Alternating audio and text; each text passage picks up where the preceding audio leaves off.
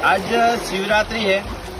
पहला गौ माता दर्शन करने आयो, गौशाला गयो तो भी छोटो मोटो ने कोई जीव जंतु है बापड़ा पेट में जाए एड़ो काम करो।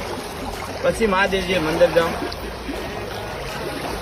हमारा तो तरी कोई मारे बेटा माती तरे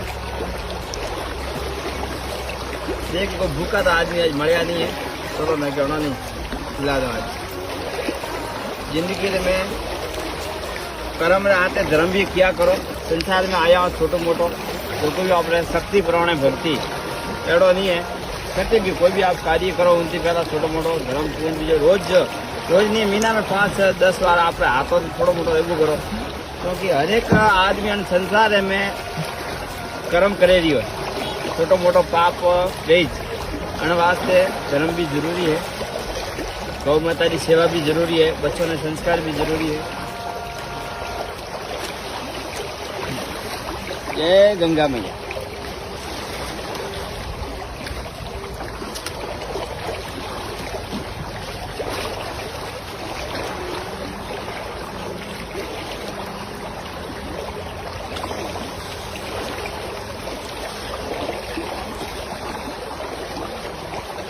घरे में जाओ।